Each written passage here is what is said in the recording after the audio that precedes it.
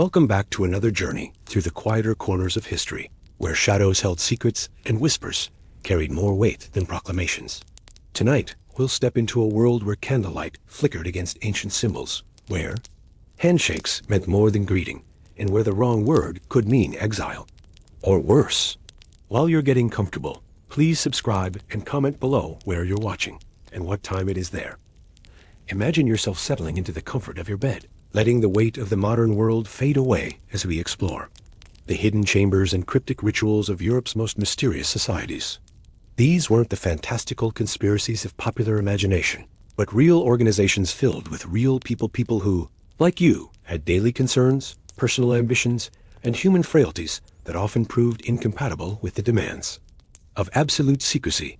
The Bavarian Illuminati, the Freemasons, the countless smaller brotherhoods that flourished in the shadows of the 18th and 19th centuries. These groups promised enlightenment, power, and brotherhood to those willing to surrender their individual autonomy to something greater. But the reality was far more complex, far more human, and far more fragile than their grand ideals suggested. Tonight, we'll discover why the simple act of keeping a secret proved so impossibly difficult for ordinary people, thrust into extraordinary circumstances. We'll explore how the very human need for recognition, the simple desire to share exciting news, and the basic inability to completely transform one's character overnight doomed countless would-be initiates to failure, disgrace, and sometimes danger. As you listen, let yourself imagine the weight of knowing something that could change the course of history, the burden of carrying secrets that could topple governments or destroy lives. Feel the anxiety of remembering complex passwords, the exhaustion of maintaining perfect discretion, and the constant fear that a single misstep could unravel everything you've worked to build. These weren't stories of superhuman discipline or flawless conspiracy. They were tales of ordinary people facing extraordinary pressure, and more often than not, discovering that they were far more human than they ever imagined. Let their struggles and failures guide you gently toward rest, as we explore why you, like so many before you, probably wouldn't have lasted long in the demanding world of secret societies. The heavy wooden door closes behind you with a soft thud that seems to echo in the narrow stone corridor. The year is 1784, and you've just entered a meeting room somewhere in the heart of Bavaria, where the scent of melted wax mingles with the musty odor of old books and the faint dampness that clings to buildings constructed long before proper ventilation was considered. Your hands are trembling slightly, not from cold, but from the weight of what you're about to undertake. You are about to become a member of the Illuminati, though that name itself is whispered only in the most trusted circles. To the outside world, you're simply joining a reading society, a philosophical club where educated men gather to discuss the works of Voltaire and the latest developments in natural philosophy. But you know better. You've been approached, carefully vetted, and deemed worthy of something far more significant than book discussions. The room before you is, modest deliberately so. A simple wooden table dominates the center, surrounded by chairs that have seen better days. Candles provide the only illumination, their flames casting dancing shadows on walls, lined with books whose titles you cannot quite make out in the dim light. The air is thick with anticipation and the barely perceptible tension that comes from gathering in secret. Your sponsor, a man you've known for months, but whose true allegiances you're only now beginning to understand, guides you to a chair. He's a professor at the local university, respected in his field, the kind of man whose word carries weight in polite society. Yet here he is, part of something that operates entirely outside the bounds of conventional authority. The irony isn't lost on you. In seeking to join the Illuminati, you're simultaneously embracing and rejecting the very social structures that have shaped your entire life. The ritual begins with words you've memorized over the past weeks, though their full meaning remains elusive. Latin phrases mix with German, creating a linguistic tapestry that feels both ancient and immediate. You're required to place your hand on certain objects, a dagger, a skull, symbols that in daylight would seem theatrical, but in this candlelit chamber carry genuine weight. The skull, you notice, is real. Its empty sockets seem to stare directly at you, a reminder of mortality that feels particularly pointed given the oaths you're about to swear. Do you solemnly promise, the voice intones, to maintain absolute secrecy regarding all matters discussed within these walls? The question hangs in the air like incense, waiting for your response. You nod, then remember that verbal confirmation is required. I do. You whisper, and the words feel heavier than they should. You've made promises before, to your wife, to your employer, to your God, but this feels different. This promise comes with consequences you can't yet fully comprehend. The initiation continues for what feels like hours. You're given a new name, your Illuminati name, chosen specifically to reflect your perceived character and potential role within the organization. Names like Spartacus, Philo, and Cato are distributed among the membership, each carrying the weight of classical tradition and revolutionary ideals. Your new identity feels both liberating and terrifying. You're no longer just Johann the merchant, or Friedrich the clerk. You're now part of something that extends far beyond your individual existence. But even as you embrace this new identity, you can feel the first stirrings of the anxiety that will plague you throughout your membership. The secret handshakes you must learn, the code words that change monthly, the complex hierarchy that determines who can know what information. It's all far more complicated than you anticipated. You'd imagine joining a society of enlightened thinkers, but instead you find yourself navigating a bureaucracy as complex as any government office. The man seated across from you, you think his name is Wilhelm, though you're not supposed to use real names here, keeps glancing nervously at the door. He's been a member for 2 years, and the strain is beginning to show. His hands shake slightly as he lights a fresh candle, and you notice that he's developed a habit of checking over his shoulder, even when no one is behind him. This is what constant vigilance does to a person. This is what it means to live with secrets that could destroy not just your reputation, but your life. Your instructor explains the communication system, how messages are passed through intermediaries, how meetings are arranged through coded advertisements in local newspapers, how even the most innocent-seeming social gatherings can serve as cover for Illuminati business. Every system has backups, every backup has alternatives, and every alternative has contingencies. The level of organization is impressive, but it's also exhausting. You begin to understand why so many members eventually drift away from the organization. The mental energy required to maintain perfect operational security is enormous. As the evening progresses, you learn about the organization's true goals. This isn't simply about intellectual discussion or social reform. The Illuminati seeks nothing less than the complete transformation of European society, the elimination of monarchies, the reduction of religious authority, the establishment of a new social order based on reason and merit rather than birth and tradition. These are revolutionary ideas, the kind that have led to executions in other times and places.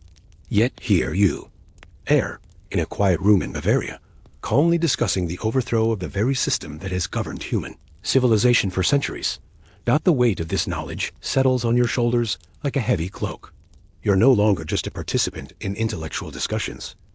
You're now a conspirator in the truest sense of the word. Every conversation you have with non-members, every letter you write, every social interaction must now be filtered through the lens of your secret allegiance.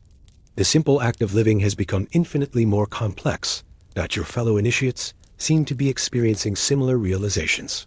The young lawyer who sat beside you at the beginning of the evening now appears pale and slightly queasy. The merchant, who sponsored your membership, keeps wiping sweat from his brow despite the cool evening air. Everyone in the room is grappling with the same fundamental question. What have we gotten ourselves into? The meeting concludes with final oaths and the distribution of reading materials, books and pamphlets that you're to study before the next gathering. These aren't materials you can simply leave lying around your home. They must be hidden, protected, and accessed only when you're certain of complete privacy.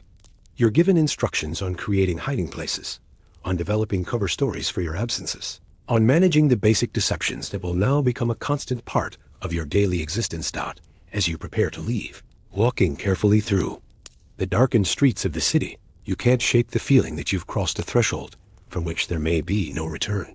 The Illuminati has offered you knowledge, power, and the chance to reshape the world according to rational principles. But the price is your former life, your comfortable routines, your ability to speak freely and act spontaneously. You're now part of something greater than yourself, but you're also trapped by it in ways you're only beginning to understand.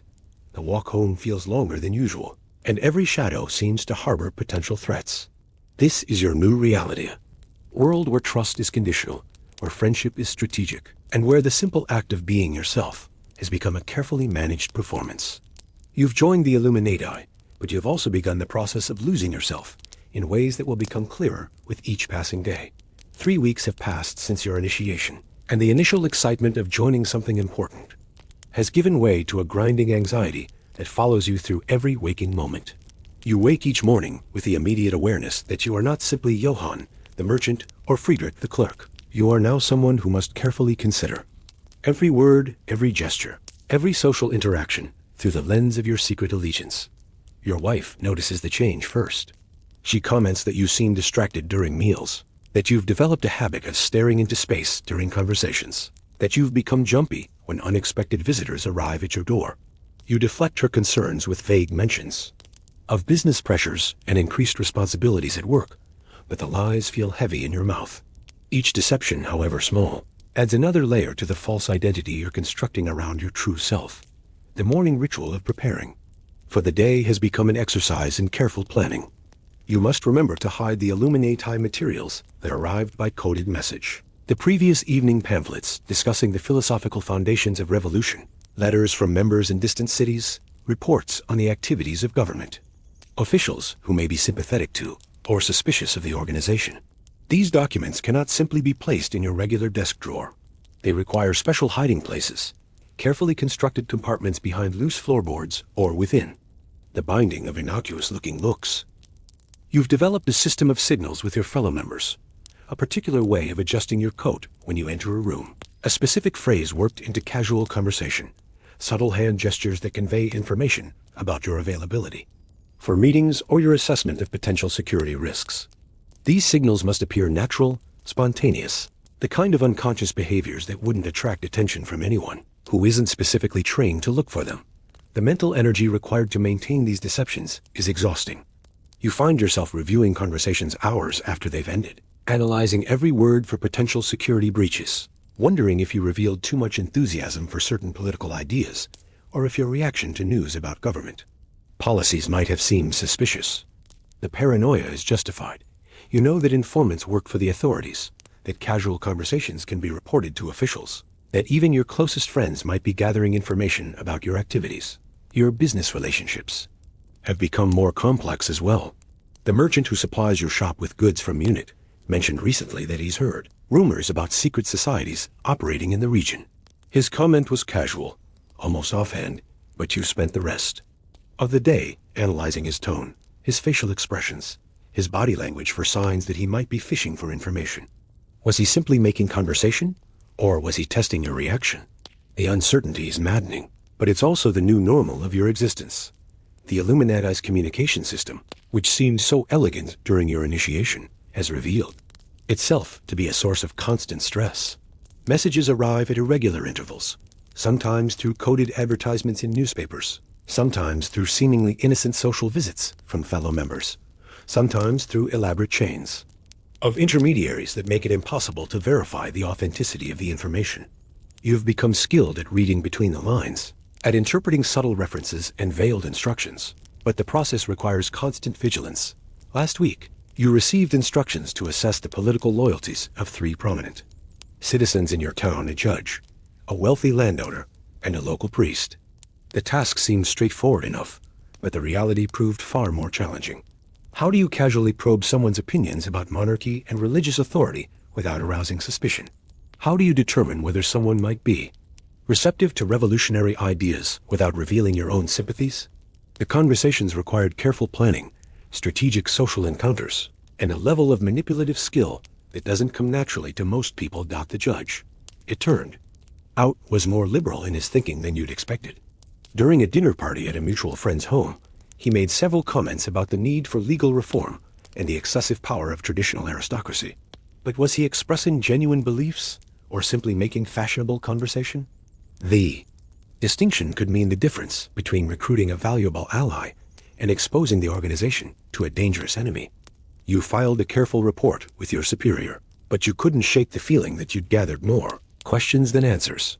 Your relationship with your family has become increasingly strained as well. Your absence from home for mysterious evening appointments has not gone unnoticed. Your wife has begun asking pointed questions about your whereabouts. Your business partners have commented on your distracted behavior during important meetings, and your children have noticed that you seem less present during family gatherings. Each question requires a carefully constructed response. Another small lie that builds upon the foundation of deception you've been creating. A physical toll of constant secrecy has begun to manifest in unexpected ways. You've developed headaches that seem to have no medical cause. Your appetite has decreased significantly, and you've begun experiencing difficulty sleeping. The nights are particularly challenging when your conscious mind finally relaxes. Your subconscious seems to process all the accumulated stress and anxiety of maintaining your double life. You wake exhausted, as if you've been working all night rather than resting. Your fellow members are experiencing similar challenges. Wilhelm, the nervous man from your initiation, has begun showing signs of what might be described as a complete breakdown. His hands shake constantly now. He jumps at unexpected sounds, and he's developed a stutter that makes casual conversation nearly impossible. During the last meeting, he nearly exposed the entire group by referring to another member by his Illuminati name in front of someone who hadn't been fully initiated. The incident was covered up quickly, but it served as a stark reminder of how quickly human frailty can undermine even the most carefully constructed security systems. The young lawyer who sat beside you during initiation has taken a different approach to the stress. He's become obsessively methodical, creating elaborate systems for managing his secret life that are so complex they've begun to attract attention in their own right. His sudden interest in coded correspondence and his habit of taking detailed notes during casual conversations have made him a subject of gossip among local society. His attempt to manage the demands of secrecy through excessive organization has paradoxically made him more conspicuous than before. As the weeks pass, you begin to understand why so many potential members are rejected during the vetting process, and why even fewer survive the first few months of membership. The Illuminati's goals may be noble: the advancement of human knowledge, the elimination of superstition and tyranny, the creation of a more rational social order, but the practical demands of working toward these goals are crushing for ordinary people leading ordinary lives. The constant vigilance required to maintain operational security is incompatible with the natural human tendency toward spontaneity and emotional expression. The need to assess every social interaction for potential intelligence value conflicts with the basic human desire for authentic relationships. The requirement to subordinate your individual identity to the collective goals of the organization runs counter to the natural instincts for self-preservation and personal advancement that motivate most human behavior. You're beginning to realize that successful membership in the Illuminati requires not just intelligence and dedication, but a fundamental transformation of personality that few people are capable of achieving. The organization doesn't just demand your loyalty, it demands that you become someone else entirely. And for most people, that transformation proves to be impossible to sustain over the long term. 2 months into your membership, the inevitable crisis arrives, not with dramatic fanfare, but with the quiet desperation of a man who has simply reached the limits of his endurance. You're sitting in your study on a Tuesday evening, reviewing the latest batch of encrypted correspondence that arrived through the usual channels, when you realize that you can no longer remember what your life was like before the constant weight of secrecy settled on your shoulders. The letter in your hands contains instructions for your next assignment. A B. Request to cultivate a relationship with a government clerk who has access to sensitive documents about the state's investigation into secret societies. The task is presented in the same matter-of-fact tone as all Illuminati communications, but the implications are staggering. You're being asked to engage in espionage against your own government, to manipulate an innocent person into betraying their professional obligations, to risk not just your own safety, but the welfare of your family. The irony is not lost on you. You joined the Illuminati because you believed in the nobility of their cause, the advancement of human knowledge, the elimination of tyranny, the creation of a more rational world. But the methods required to achieve these goals have gradually transformed you into exactly the kind of person you once despised: a liar, a manipulator, someone who views other human beings primarily as sources of information or potential threats. To security. Your wife enters the study without knocking, a liberty she's taken increasingly often as her suspicions about your activities have grown. She finds you hunched over your desk, surrounded by papers that you quickly attempt to shuffle into innocuous arrangements. But the stress of constant deception has made you clumsy, and several documents flutter to the floor, their coded symbols and cryptic references clearly visible. Johann, she says quietly, using your real name in a way that sounds foreign after weeks of being addressed only by your Illuminati pseudonym. I need to know what's happening to you. You're destroying yourself, and you're destroying our family. The confrontation you've been dreading has finally arrived, but your response is automatic, rehearsed through countless similar moments over the past weeks. You deflect, you minimize, you construct elaborate explanations for your behavior that sound plausible but feel hollow even as you speak them. You watch her face as she listens, seeing the moment when she realizes that you're lying to her, that the man she married has been replaced by someone who views even their most intimate conversations as potential security risks. She leaves the room without another word, but her silence carries more weight than any accusation could. You're alone with your papers, your codes, your elaborate systems of deception, and for the first time since your initiation, you allow yourself to consider the full cost of your membership. The organization has given you access to forbiddance. Knowledge connected you with influential people, made you feel part of something important and historically significant. But it has also isolated you from everyone you actually care about, transformed your daily existence into a performance, and required you to suppress fundamental aspects of your personality that define who you are.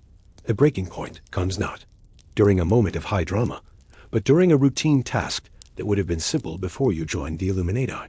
You're asked to attend a social gathering at the home of a local merchant, ostensibly to enjoy an evening of conversation and entertainment, but actually to observe the political discussions and report back on the loyalties of several attendees.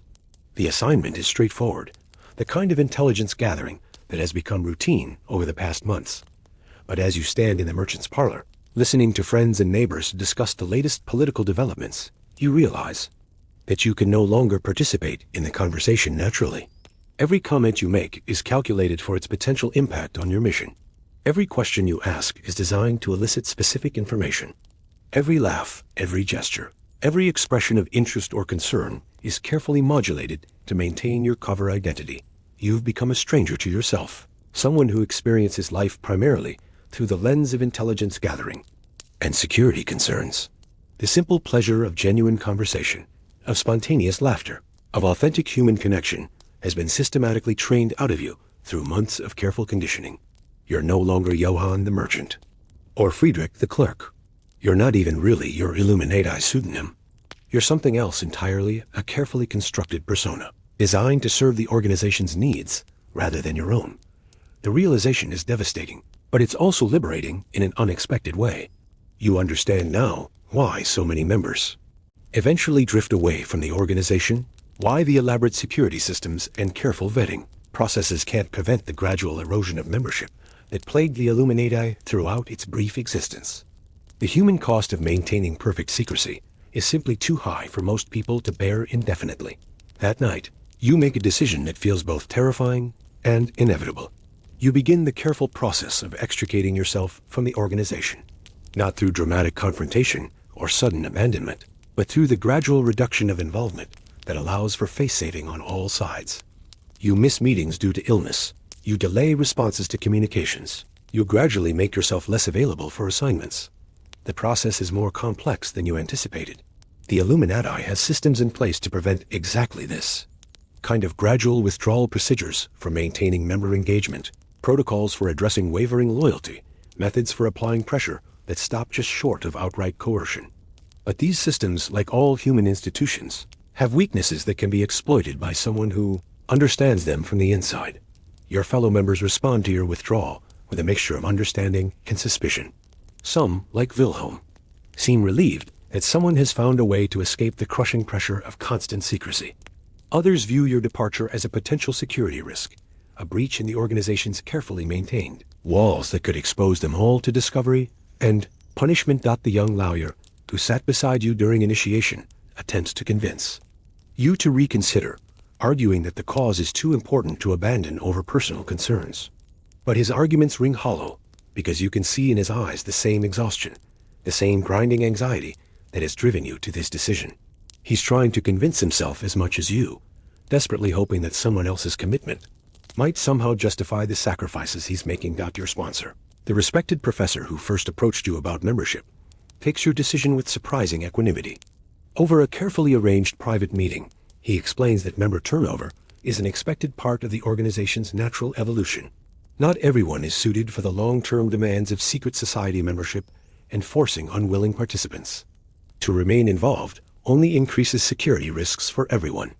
The Illuminati, he tells you, is not a prison. It's an opportunity. And like all opportunities, it's not appropriate for everyone who encounters it. His words are kind, but you can hear the underlying message. You have been found wanting, deemed insufficient for the grand work of reshaping human civilization. The assessment stings, but it's also accurate. You weren't strong enough, disciplined enough, or committed enough to sacrifice your individual identity for the collective good. As you gradually distance yourself from the organization, you begin the difficult process of rebuilding the authentic relationships and genuine identity that months of deception have eroded. Your wife watches your efforts with cautious optimism. Your children slowly begin to trust that their father has returned to them. And your business relationships gradually normalize as you stop viewing every interaction through the lens of intelligence. Gathering, the Illuminati continues its work without you. But you've learned enough during your brief membership to understand that your departure is part of a larger pattern. The organization's grand ambitions will ultimately be undermined, not by government persecution or religious opposition, but by the simple human inability to maintain the level of personal discipline required for long-term success in secret societies. Most people, you realize, are simply too human to be effective conspirators. And perhaps that's exactly as it should be. The year 1799 brought with it a chill that seemed to penetrate more than just the physical world. Across Europe, the revolutionary fervor that had begun in France a decade earlier had transformed into something darker, more desperate, the idealistic. Dreams of liberty, equality, and fraternity had given way to the grim realities of war, terror, and the constant threat of political upheaval. In this atmosphere of suspicion and fear, even the most established secret societies found themselves under scrutiny that would test the very foundations of their carefully constructed brotherhoods. The Freemasons, unlike the relatively new Illuminati, had centuries of tradition behind them. Their lodges had weathered political storms before. Their membership had included kings and commoners alike, and their rituals had been refined through generations of practice. If any secret society could survive the turbulent currents of revolutionary Europe, it should have been the Freemasons. Their very longevity seemed to offer protection against the kind of sudden collapse that had befallen newer organizations. But human nature, as we've seen, has little respect for institutional tradition or historical precedent. The events that unfolded in the winter of 1799 would demonstrate that even the most established brotherhoods are only as strong as their weakest members, and that the temptations of personal advancement can corrupt even the most solemn oaths of loyalty. The scandal began, as many such disasters do, with a single man's ambition outweighing his judgment. Brother Heinrich Zimmermann had been a member of the Frankfurt Lodge for nearly 15 years, long enough to achieve considerable rank within the organization and to be trusted with sensitive information about the lodge's activities and membership.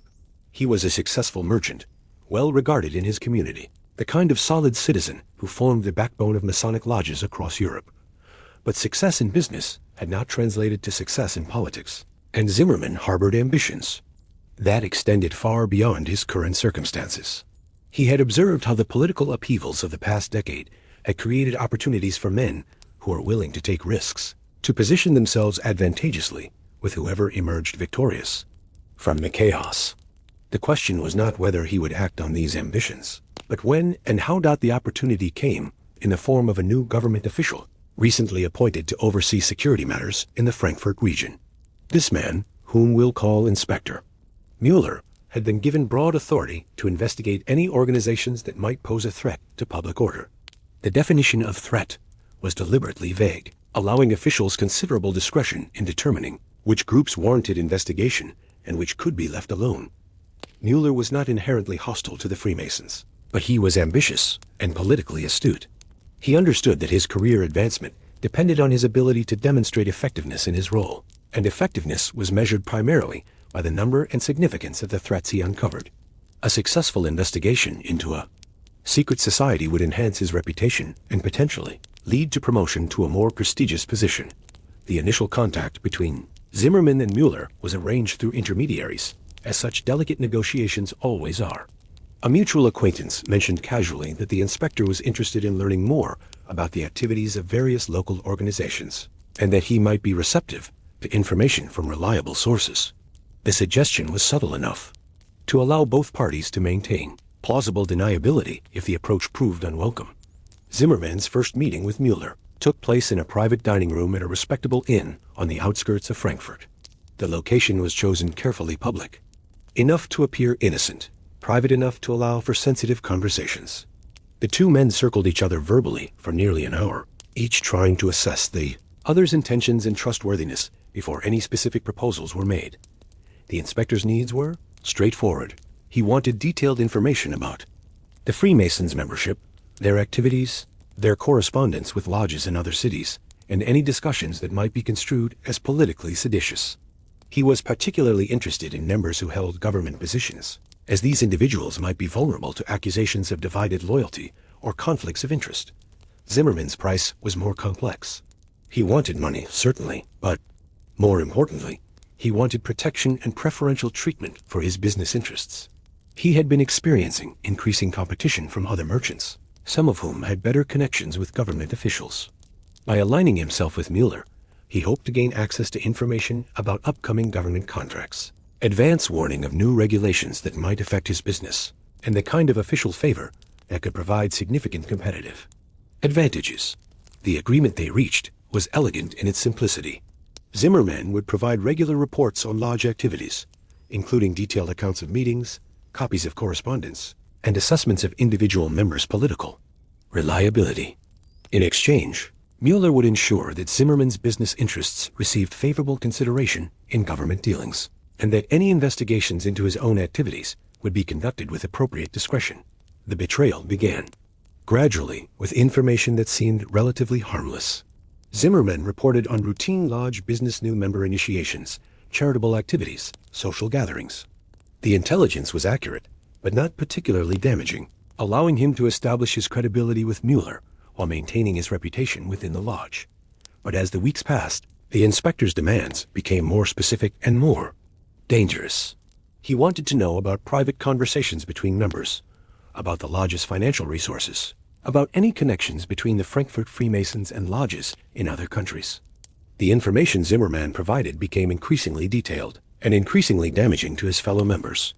The psychological toll on Zimmerman was considerable, though he worked hard to conceal it from both his handler and his lodge brothers. The constant deception required enormous mental energy, and the guilt of betraying men who considered him a trusted friend created an emotional burden that grew heavier with each passing day. He began drinking more heavily, his sleep became irregular, and his family noticed changes in his behavior that they attributed to business pressures. The most challenging aspect of his double life was maintaining the most appearance of loyalty and brotherhood during lodge meetings. He had to participate in rituals that emphasized honor and fidelity, while knowing that he was systematically violating every principle the ceremonies represented. The cognitive dissonance was overwhelming, but he had committed himself to a path from which retreat seemed impossible. The lodge members, meanwhile, remained largely unaware of the betrayal unfolding in their midst. They noticed that Zimmerman seemed more withdrawn than usual, that he asked more questions about routine matters, that he sometimes appeared distracted during meetings. But these changes were subtle enough to be attributed to personal concerns, or business pressures rather than fundamental disloyalty. The turning point came when Mueller demanded information about a specific lodge member, a young lawyer who had been making comments critical of certain government policies.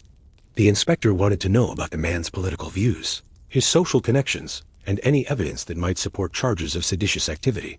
The request forced Zimmerman to choose between providing information that could destroy an innocent man's career and risking exposure of his own treachery. The choice he made reveals the terrible logic of betrayal. Having already compromised his integrity through smaller acts of disloyalty, Zimmerman found it impossible to draw a line at more serious betrayals. The psychological mechanism that allows people to rationalize minor ethical violations gradually erodes their ability to resist major ones. Each small betrayal makes the next one easier to justify, until the person finds themselves capable of actions they would have found unthinkable at the beginning of the process. The information Zimmerman provided about the young lawyer was detailed and damaging. He reported not only on the man's political comments, but also on his personal relationships, his financial situation, and his family connections. The report was thorough enough to support serious charges against the lawyer, and Mueller used it to build a case that would eventually result in the man's arrest and imprisonment. But the success of this operation created new problems for Zimmerman. The inspector, emboldened by his achievement, began demanding even more sensitive information. He wanted lists of all lodge members, copies of ritual texts, details about the lodge's charitable activities, and intelligence about connections with Masonic lodges in other countries. The scope of his demands expanded until Zimmerman found himself being asked to betray virtually every aspect of the organization he had once served faithfully. The Frankfurt Lodge's monthly meeting in March of 1799 proceeded with the same careful ritual that had marked such gatherings for decades. Brothers filed into the familiar chamber, exchanged the traditional greetings, and took their accustomed places around the ceremonial arrangements that defined their sacred space.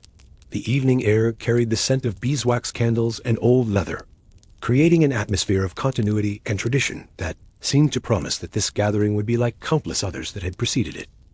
But beneath the surface of familiar routine, subtle tensions were beginning to emerge.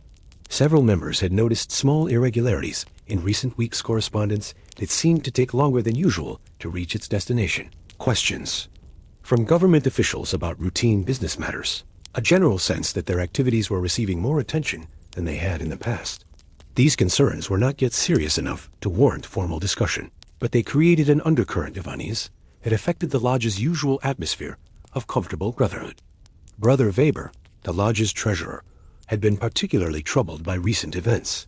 His position required him to maintain detailed records of the organization's financial activities, including charitable donations, member dues, and expenditures for lodge maintenance and ritual supplies.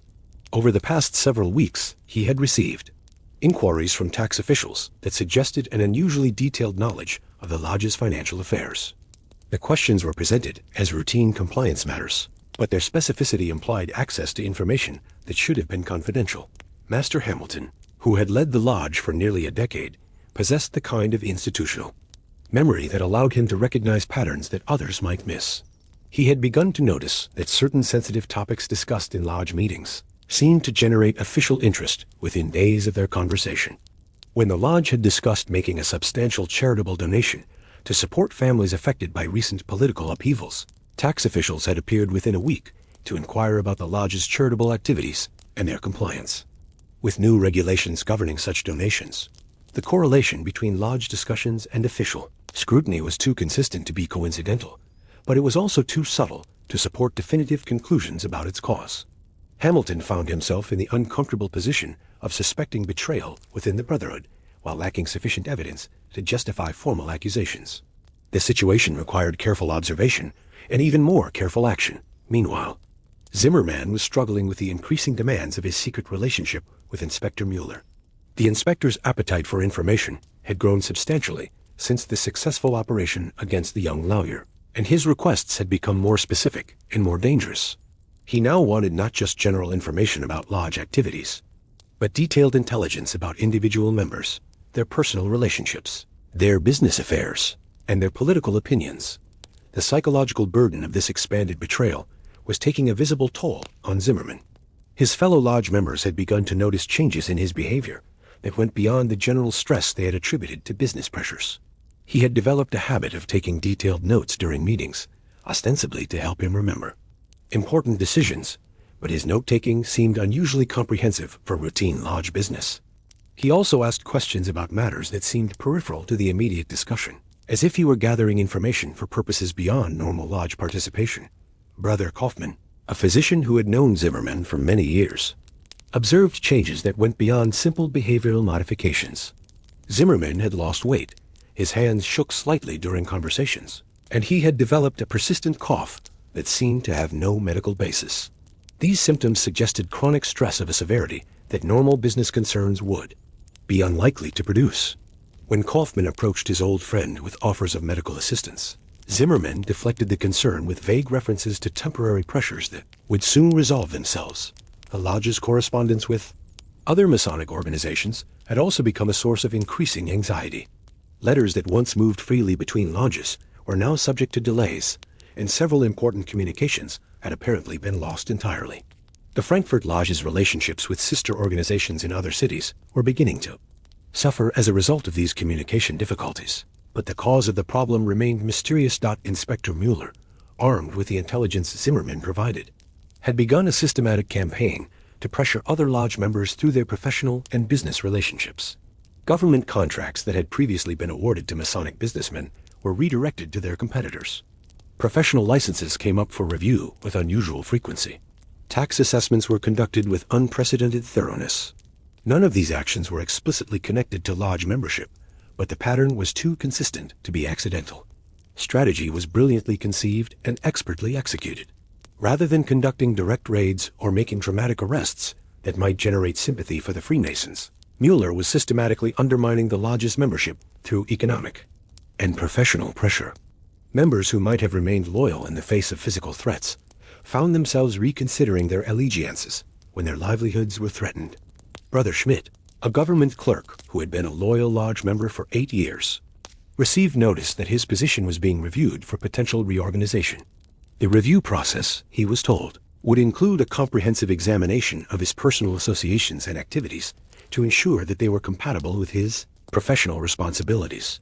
The clear implication was that continued lodge membership might be incompatible with continued employment. The pressure was not limited to government employees. Private businessmen found themselves subject to increased regulatory scrutiny, unexpected tax audits, and difficulties obtaining the permits and approvals necessary for normal commercial operations. The message was clear. Association with the lodge carried professional and financial risks that many members were not prepared to accept. Master Hamilton recognized that these coordinated pressures could not be coincidental, and he began to suspect that someone within the lodge was providing information to the authorities.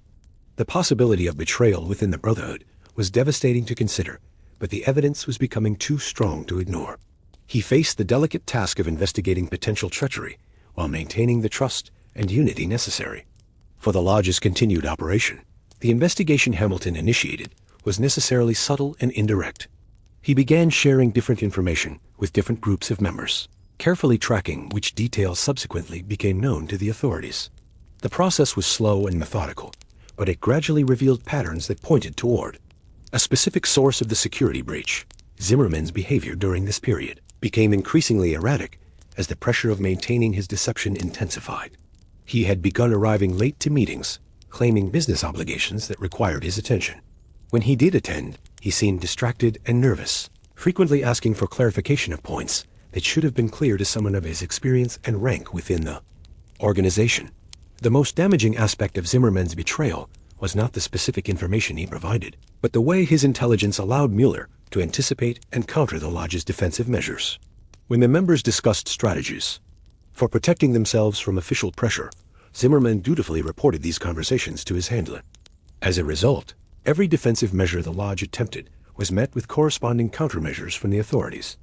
The lodge's attempt to establish alternative communication channels was compromised before it could be fully implemented.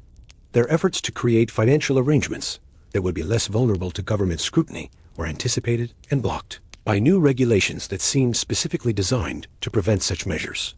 Even their discussions about temporarily suspending meetings until the political climate improved were reported to Mueller, who used this intelligence to increase pressure at precisely the moment when the lodge members were most vulnerable. By late spring of 1799, the Frankfurt Lodge was effectively paralyzed. Members were afraid to attend meetings, reluctant to participate in correspondence with other lodges, and increasingly suspicious of each other. The bonds of trust and brotherhood that had sustained the organization for decades were being systematically destroyed by the corrosive effects of betrayal and suspicion. The final blow came when Mueller decided that he had extracted sufficient intelligence from Zimmerman to justify moving to the next phase of his operation. Using the comprehensive information his informant had provided, he prepared formal charges against several lodge members, alleging seditious activities and conspiracy against the state. The charges were carefully constructed to be legally defensible, while avoiding any direct reference to Zimmerman's role in their development. The arrest warrants were executed simultaneously on a quiet Tuesday morning, catching the targeted members before they could coordinate any response or destroy potentially incriminating materials. The precision of the operation and the specific nature of the evidence cited in the charges made it clear to the surviving lodge members that someone with intimate knowledge of their activities had provided detailed intelligence to the authorities. Master Hamilton, who was among those arrested, realized in that moment that his organization had been completely compromised.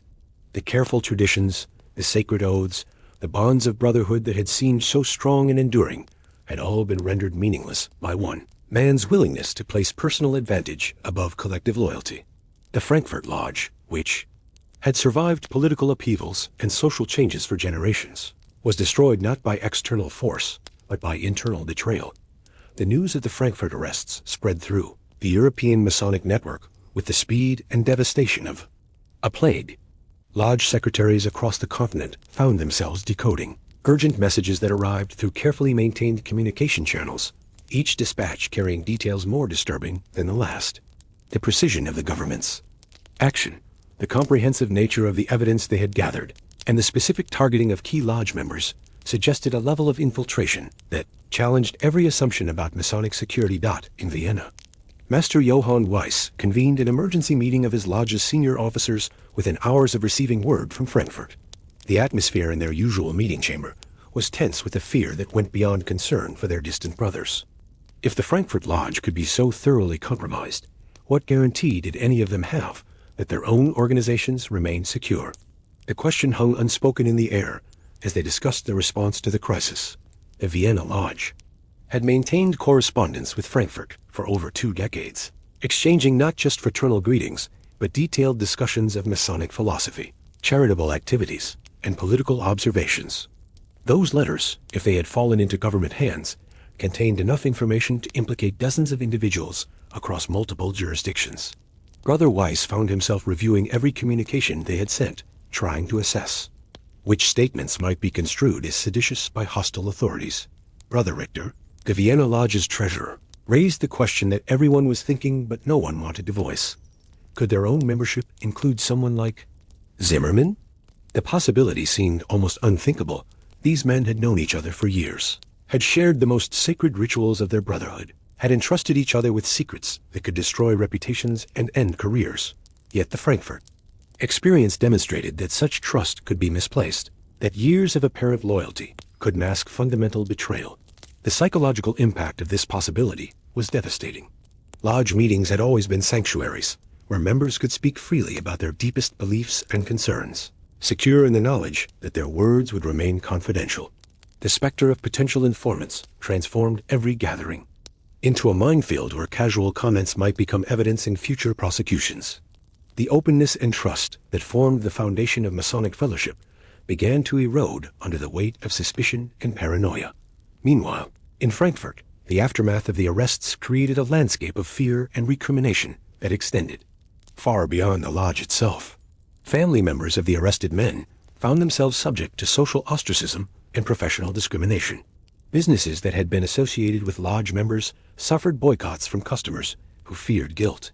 By association, the ripple effects of the scandal touched hundreds of people who had never been directly involved in Masonic activities. Zimmermann himself discovered that betrayal carried costs he had not anticipated. Inspector Mueller, having achieved his objectives, no longer needed his informant services with the same urgency. The financial benefits and professional advantages that had motivated Zimmermann's treachery proved to be temporary, while the guilt and social isolation that resulted from his actions were permanent. He found himself shunned by former lodge brothers who suspected his role in the disaster, while his new government allies viewed him with the contempt typically reserved for useful but morally compromised tools. The Frankfurt scandal also had profound implications for Masonic organizations. Beyond Germany, lodges in France, already operating under the shadow of revolutionary suspicion, found themselves subject to renewed scrutiny as authorities wondered whether the German example might be replicated in their own jurisdictions. The French lodges had survived the early years of the revolution by carefully distancing themselves from political activities, but the Frankfurt arrests suggested that even non-political secret societies might be vulnerable to infiltration and destruction. Brother Laurent Dubois, master of a Paris lodge that had managed to maintain its operations throughout the revolutionary period, received detailed accounts of the Frankfurt arrests from multiple sources. The consistency of the reports left no doubt about the basic facts, but the implications for his own organization were troubling. The Paris Lodge had adopted strict security measures years earlier, limiting membership, restricting communications, and avoiding any activities that might be construed as political. Yet these precautions had not been sufficient to protect their German counterparts. The most disturbing aspect of the Frankfurt scandal was the way it demonstrated the vulnerability of even well-established secret societies to human frailty. The Freemasons had centuries of experience in maintaining confidentiality, elaborate systems for vetting potential members, and time-tested methods for protecting sensitive information. Yet all of these safeguards have been rendered useless by one man's decision to place personal interest above collective loyalty. Du Bois found himself questioning the fundamental assumptions that had guided Masonic security practices for generations. Traditional vetting procedures focused on assessing a candidate's character and reliability at the time of initiation, but they provided no protection against members whose loyalties might change over time. The elaborate oath-taking ceremonies that formed the centerpiece of Masonic ritual were designed to create psychological barriers against betrayal. But Zimmerman's case demonstrated that such barriers could be overcome by sufficient motivation. The scandal also highlighted the particular vulnerabilities created by the hierarchical structure that characterized most secret societies. Organizations that concentrated sensitive information in the hands of senior members created obvious targets for potential infiltrators. Zimmerman's position within the Frankfurt Lodge had given him access to membership lists, correspondence with other lodges, and detailed knowledge of the organization's activities. A single well-placed traitor could compromise an entire network of associated organizations. Across Europe, lodge masters began implementing new security measures designed to limit the damage that could be caused by potential betrayers. Some organizations adopted cell-like structures that compartmentalized information, ensuring that no single member could compromise the entire organization. Others instituted regular rotation of sensitive positions, preventing any individual from accumulating too much dangerous knowledge. A few lodges went so far as to suspend all external communications, effectively isolating themselves from the broader Masonic network until the political climate improved. But these defensive measures came at a significant cost. The openness and fraternal fellowship that had made Masonic lodges attractive to educated men across Europe were necessarily compromised by security procedures that emphasized suspicion and compartmentalization. Meetings that had once been characterized by free-flowing discussion and genuine camaraderie became careful, stilted affairs where members weighed their words before speaking and observed their brothers for signs of potential disloyalty. The younger members, who had joined the lodges seeking intellectual stimulation and social connection, found themselves particularly disillusioned by these changes. They had been attracted to Freemasonry by its promise of enlightenment and brotherhood, not by the opportunity to participate in an atmosphere of mutual surveillance and suspicion. Many simply stopped attending meetings, allowing their memberships to lapse rather than continuing to participate in organizations that had become sources of stress rather than fulfillment. Brother Klaus Mueller, no relation to the inspector who had orchestrated the Frankfurt operation, was typical of these younger members who found themselves reconsidering their commitment to the lodge. He had joined the Vienna organization 2 years earlier, attracted by its reputation for philosophical discussion and charitable work. But the changes implemented in response to the Frankfurt scandal had transformed the lodge into something he no longer recognized. The long-term impact of the Frankfurt betrayal extended far beyond the immediate destruction of a single lodge. It demonstrated to authorities across Europe that secret societies were vulnerable to infiltration and that their members could be turned against each other through appropriate pressure. The techniques Mueller had pioneered, economic coercion, professional threats, and the cultivation of personal grievances, became standard tools for intelligence operations against similar organizations. More fundamentally, the scandal revealed the inherent instability of institutions that depended entirely on human virtue for their security. No system of oaths, rituals, or philosophical principles could guarantee loyalty when members faced sufficient pressure or temptation. The Frankfurt Lodge had been destroyed not because its security measures were inadequate, but because human nature itself was unreliable when subjected to the kinds of stresses that political upheaval inevitably created. As the 18th century drew to a close, the secret society movement found itself fundamentally transformed by the lessons of betrayal. The grand ambitions of organizations like the Illuminati had given way to more modest goals focused on survival rather than social transformation. The elaborate rituals and philosophical discussions that had once characterized lodge meetings were increasingly overshadowed by practical concerns about security and loyalty. The age of secret societies as vehicles for enlightenment and social progress was ending, replaced by an era of careful preservation and defensive isolation. In the quiet countryside of northern Scotland, hidden beneath centuries of accumulated earth and vegetation, lie the stone foundations of what was once intended to be one of Europe's most magnificent Masonic temples. The site, known only to a handful of local historians and the occasional archaeologist, represents one of the most intriguing mysteries of the secret society movement. Massive construction project, abandoned so suddenly and completely that even the records of its original purpose have been lost to time. The foundations, when they were first uncovered during a routine agricultural survey in the 1960s, revealed the outline of a structure that would have rivaled the great cathedrals of medieval Europe in scope and ambition. The stone blocks each, weighing several tons and carved with symbols that clearly identified them as Masonic in origin, had been arranged according to geometric principles that demonstrated a sophisticated understanding of both architecture and mathematical symbolism. Yet the construction had been halted at such an early stage that the building's ultimate purpose could only be inferred from the fragmentary evidence left behind.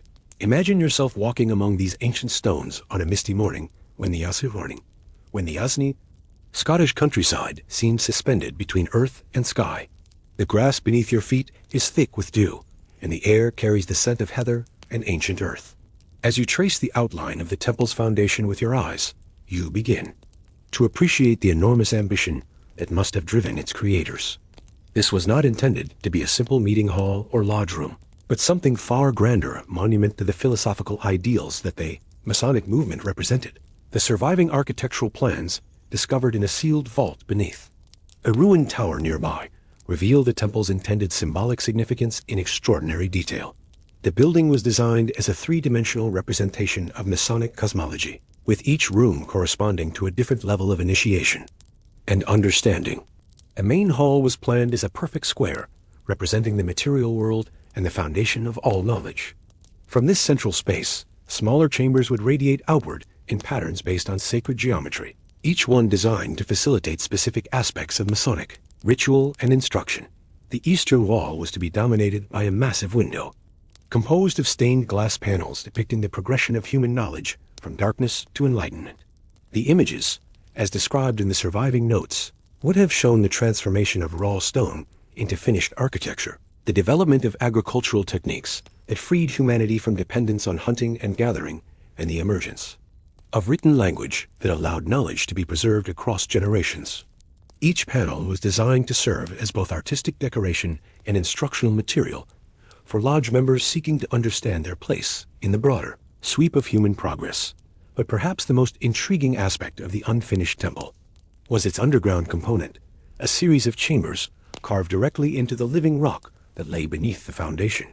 These subterranean spaces were intended to house the most sacred elements of Masonic ritual, the ceremonies that were considered too sensitive to be conducted in the more accessible above-ground areas. The chambers were connected by narrow passages that followed astronomical alignments, allowing natural light to penetrate the underground spaces only at specific times of year that corresponded to important dates in the Masonic calendar. The largest of these underground chambers was designed around a natural spring that emerged from deep within the hillside. The water, which flows to this day with a clarity that seems almost supernatural, was intended to play a central role in purification rituals that formed part of the highest levels of Masonic initiation. The chamber walls were to be covered with carved reliefs depicting the ancient mysteries from which Masonic tradition claimed descent Egyptian pyramid builders, Greek temple architects, and the legendary builders of King Solomon's temple. Archaeological evidence suggests that work on the temple continued for at least 15 years, involving stonemasons, carpenters, and craftsmen from across Scotland and northern England. The scale of the project required not just enormous financial resources, but also a level of coordination and secrecy that testified to the organizational sophistication of the Masonic lodges involved. Supply chains were established to transport specialized materials from distant quarries. Skilled artisans were recruited through networks that operated entirely outside normal commercial channels, and the entire project was managed through communication systems that left virtually no written records. The symbolic elements incorporated into the completed portions of the temple reveal the extraordinary depth of learning that characterized the educated Masonic membership of the period. Carved into the foundation stones are mathematical formulas that demonstrate knowledge of advanced geometric principles, astronomical calculations that reflect understanding of celestial mechanics, and alchemical symbols that suggest familiarity with the most sophisticated natural philosophy of the time. These were not decorative flourishes, but integral elements of a comprehensive symbolic system designed to encode and transmit Complex philosophical concepts. One particularly fascinating discovery was a series of stone blocks arranged in a pattern that initially appeared random, but which recent analysis has revealed to be a three-dimensional representation of musical harmony. The blocks, when struck with appropriate tools, produce tones that correspond to mathematical ratios described in ancient Greek texts on music theory.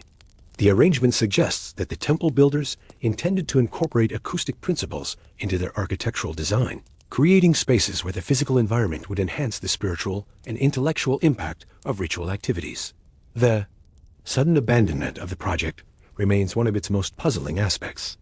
Construction appears to have stopped not gradually, as might be expected if funding had become unavailable, but abruptly, as if the workers had simply walked away from their tasks in the middle of a normal working day.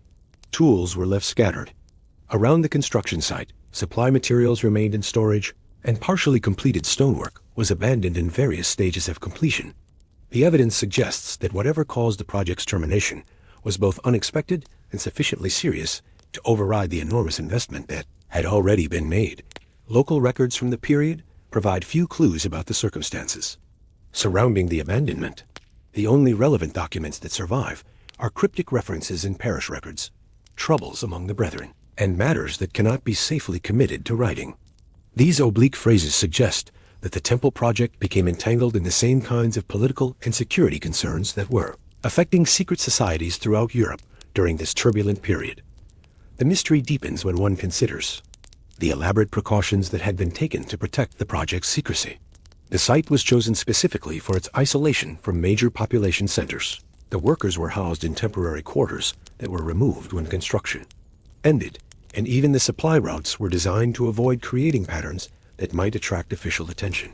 Yet despite these precautions, something occurred that made it necessary to abandon not just the construction project, but apparently the entire network of lodges that had supported it.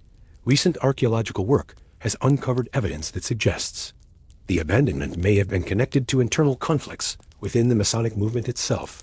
Several of the completed stone carvings show signs of deliberate defacement, as if someone had attempted to obliterate specific symbols or inscriptions.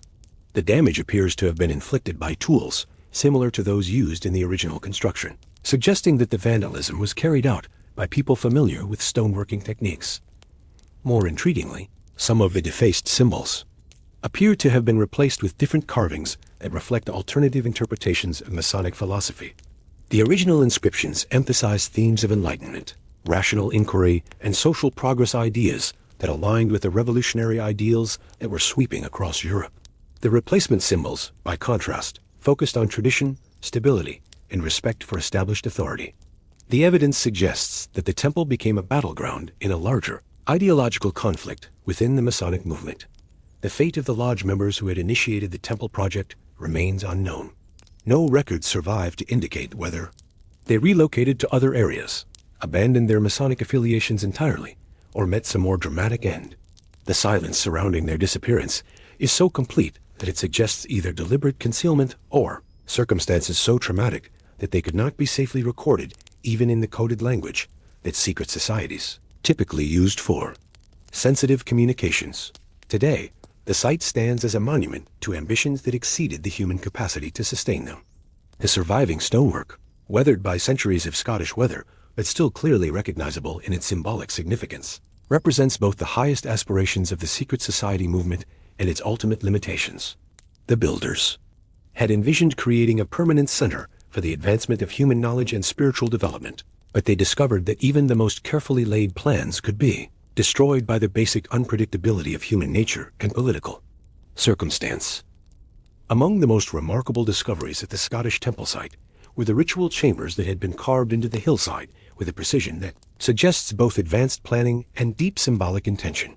These underground spaces, protected from centuries of weather and human interference, preserve elements of Masonic ritual practice that have been lost to the modern world. Walking through these chambers today, illuminated only by carefully placed electric lights that respect the original architectural intentions, one can almost hear the whispered ceremonies that once echoed through these stone corridors. The main ritual chamber centers around a carved stone table that appears to have been shaped from a single massive block of local granite. The surface is covered with symbols that tell the story of initiation in a language that combines mathematical precision with spiritual metaphor. At the center of the table, a perfect circle encompasses a square, which in turn contains a triangle V. Fundamental geometric forms that Masonic tradition teaches represent the progression from material existence through rational understanding to spiritual enlightenment. Surrounding these central symbols are carved representations of the tools that form the foundation of Masonic allegory. The square and compass, the level and plumb line, the trowel and chisel. Each tool is depicted not merely as an instrument of physical construction, but as an element in the complex symbolic system that secret societies use to teach moral and philosophical lessons. The carvings show these tools in various combinations and orientations, creating a kind of visual textbook that would have guided initiates through increasingly sophisticated levels of understanding. The walls of the chamber are covered with inscriptions that reveal the extraordinary breadth of learning that characterized the educated membership of 18th century secret societies. Latin quotes from classical philosophers are interspersed with Hebrew passages that suggest familiarity with Kabbalistic traditions, while Arabic numerals and geometric diagrams demonstrate knowledge of Islamic mathematical achievements. The integration of these diverse intellectual traditions reflects the cosmopolitan character of Enlightenment thought and the secret societies' role as centers for the exchange of ideas that transcended national and religious boundaries. One particularly intriguing section of wall carving appears to contain instructions for conducting rituals that are no longer practiced by any known Masonic organization. The symbols suggest ceremonies involving the controlled manipulation of light and shadow to create visual effects that would have enhanced the psychological impact of initiation rituals. Precise angles are carved into the stone walls at points where candles or torches would have been placed, creating a system of illumination that could be adjusted to emphasize different symbolic elements, depending on the specific ceremony being conducted. The acoustic properties of the chamber have been designed with equal care and sophistication. The dimensions and proportions create natural resonance patterns that amplify spoken words, while filtering out distracting echoes. When modern researchers have conducted experiments using period-appropriate vocal techniques, they have discovered that the chamber enhances the human voice in ways that would have made even whispered words clearly audible throughout the space, while preserving the intimate, confidential atmosphere that was essential to secret society rituals. Hidden within the floor of the chamber is a complex drainage system that connects to the natural spring that flows beneath the hillside. The water can be channeled through carved conduits to emerge at specific points within the ritual space, creating the appearance of springs that flow directly from the stone itself. This hydraulic system would have allowed ritual leaders to incorporate the symbolism of living water into their ceremonies, using the natural spring as a representation of the divine source from which all knowledge and wisdom ultimately flow. Chamber ceiling is perhaps its most remarkable feature, a stone vault covered with carved representations of the night sky as it would have appeared from this latitude during the summer solstice of the year construction began. The star patterns are accurate to a degree that suggests the builders had access to sophisticated astronomical instruments and calculation methods. Certain stars are marked with precious metals that would have caught candlelight and created the illusion of a glittering celestial dome during nighttime ceremonies. Adjacent to the main ritual chamber are smaller spaces that appear to have been designed for specific aspects of initiation ceremonies. One circular room contains carved benches arranged in concentric circles around a central focal point, suggesting it was used for group discussions or instruction sessions.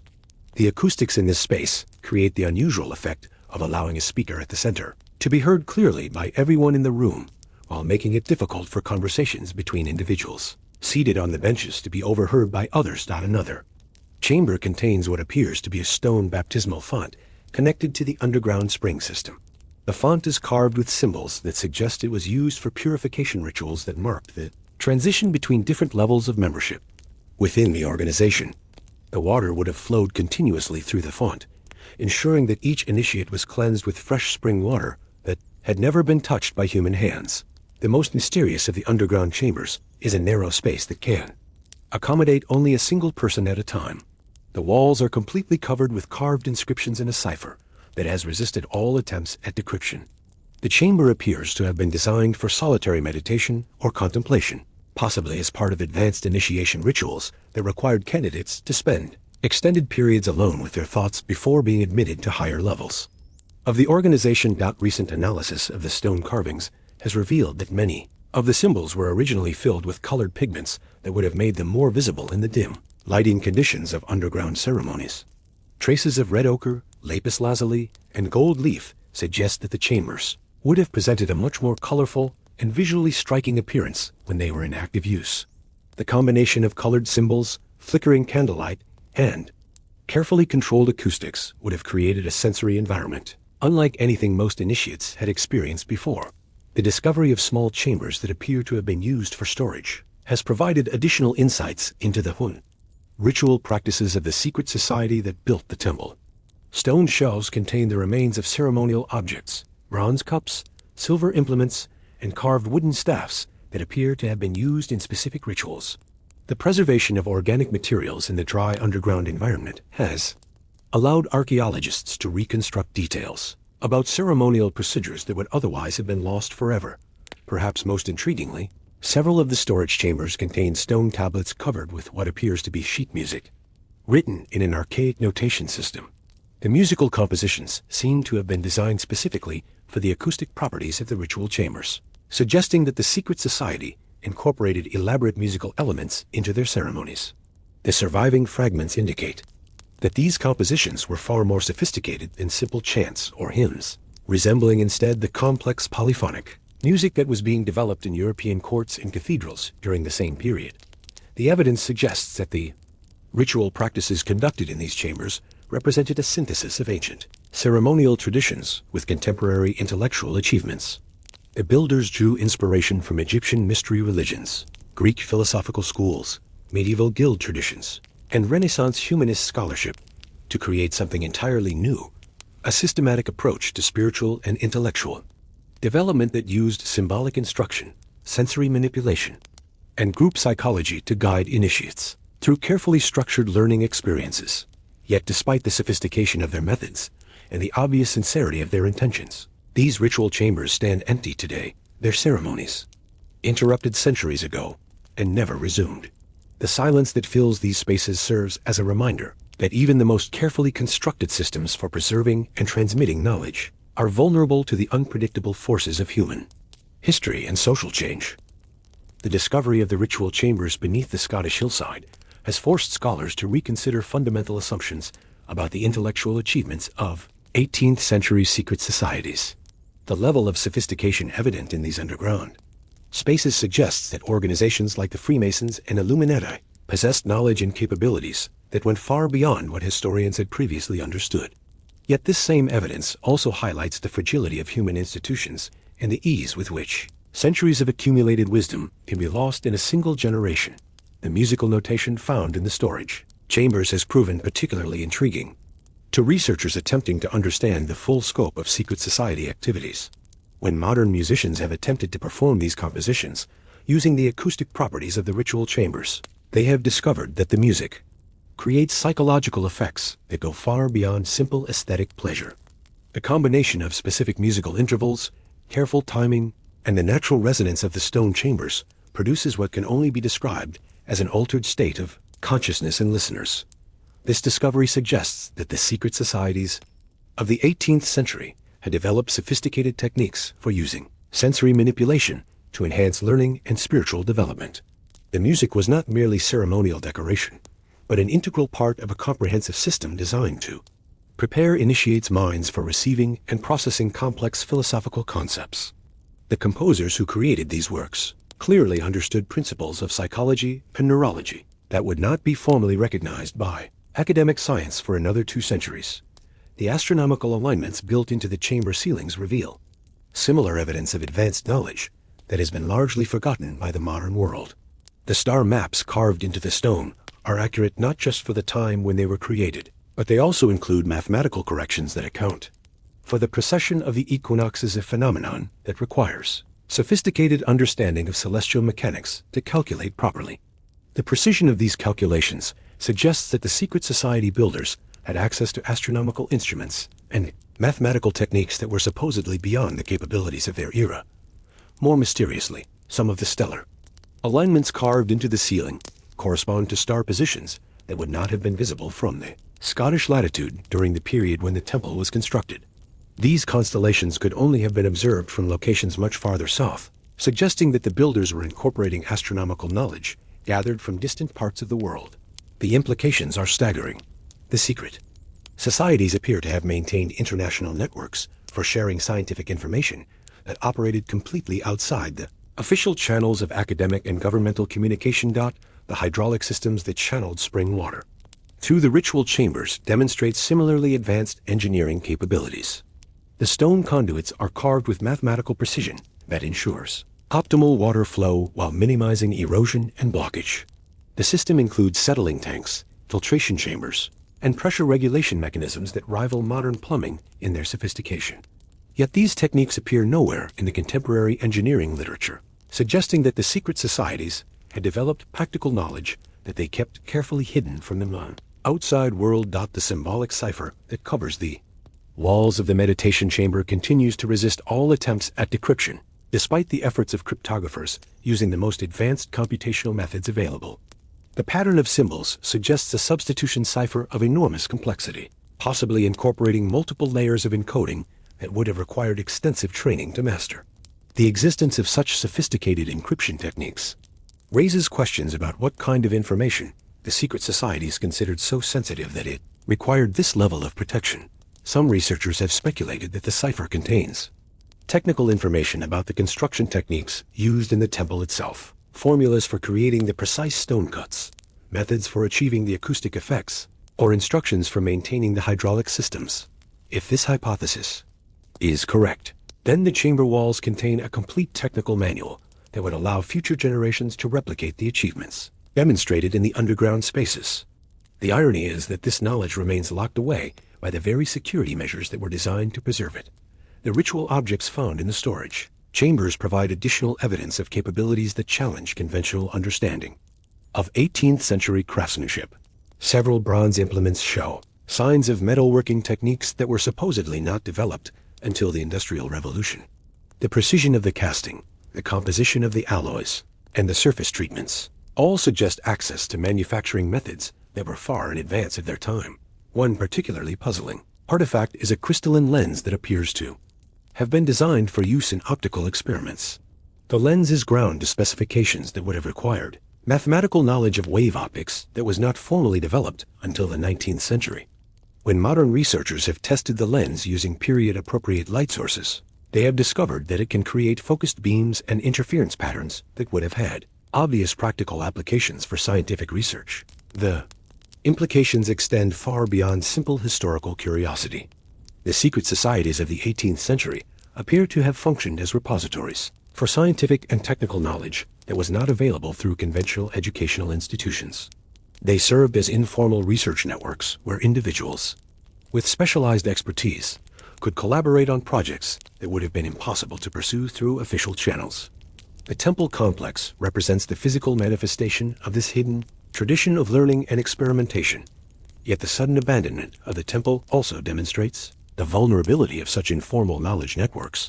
When the political and social pressures of the revolutionary period made it impossible to maintain secret society activities, entire bodies of accumulated wisdom were effectively lost overnight. The technical capabilities evident in the temple construction, the advanced understanding of astronomy and acoustics, the sophisticated approaches to psychology and education, all of this disappeared with the dissolution of the organizations that had developed and preserved it. The loss becomes even more poignant when one considers the potential applications of this forgotten knowledge. The acoustic techniques used in the ritual chambers could have revolutionized architectural design and educational methods. The astronomical calculations could have advanced navigation and calendar systems. The metallurgical and optical innovations could have accelerated technological development by decades or centuries. Instead, these advances remained locked within secret societies that proved incapable of surviving the political upheavals of their era. The very secrecy that had protected their research from interference also prevented it from being transmitted to future generations when the organizations themselves collapsed. The temple stands as a monument not just to human achievement, but to the tragic waste that occurs when knowledge becomes too closely guarded to survive the institutions that created it. Modern visitors to the site often report a profound sense of melancholy as they walk through the silent chambers and examine the abandoned stonework. The feeling seems to arise not just from the obvious historical significance of the ruins, but from an intuitive recognition of lost possibilities, discoveries that might have been made, innovations that might have transformed human civilization, wisdom that might have prevented centuries of conflict and suffering. The Scottish Temple reminds us that human knowledge is far more fragile than we typically assume. The accumulated learning of generations can disappear in a matter of years if the social structures that preserve and transmit it are disrupted. The secret societies of the 18th century learned this lesson in the most painful way possible, and their empty ritual chambers serve as a warning about the importance of creating robust, resilient systems for safeguarding human achievement against the inevitable storms of political and social change. The private study of Baron Friedrich von Seckendorff-Oberdar was a testament to the refined tastes of 18th century aristocracy, its walls lined with leather-bound volumes on subjects ranging from natural philosophy to military strategy. But on a particular evening in October 1785, the room's elegant furnishings provided merely a backdrop for activities that would have shocked the Baron's social peers.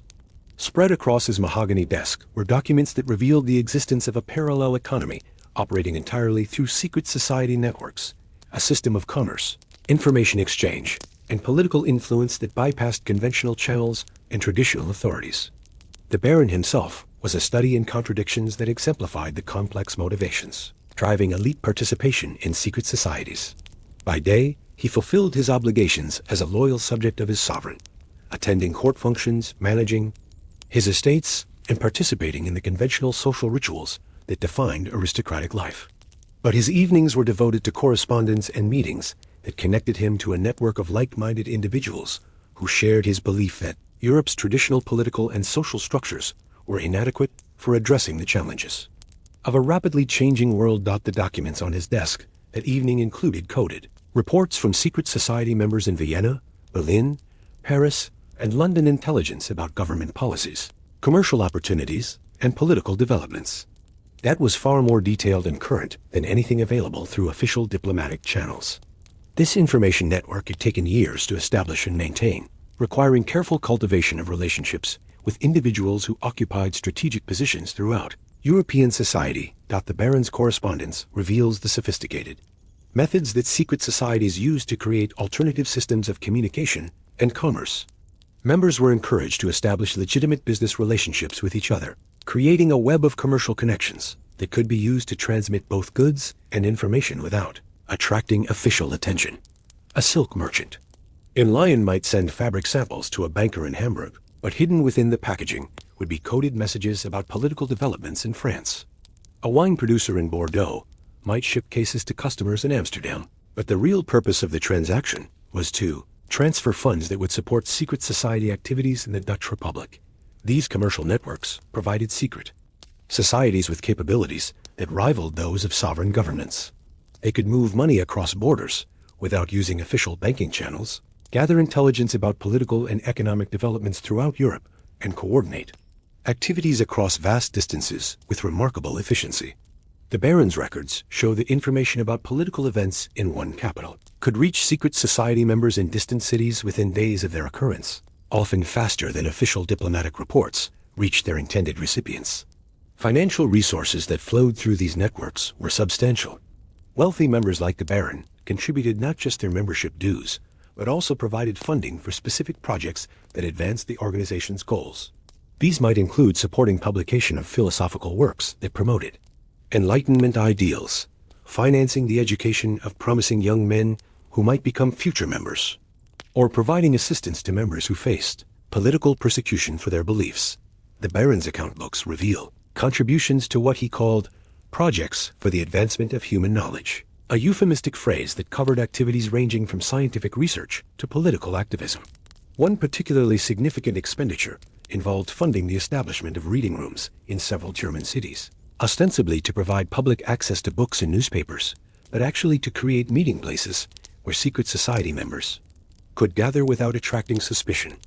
The maps that adorned the walls of the Baron's study were marked with symbols that indicated the locations of secret society lodges, safe houses, and trusted contacts throughout Europe. These markings created a visual representation of the vast network that connected educated elites across national boundaries, transcending the political divisions that officially separated European nations.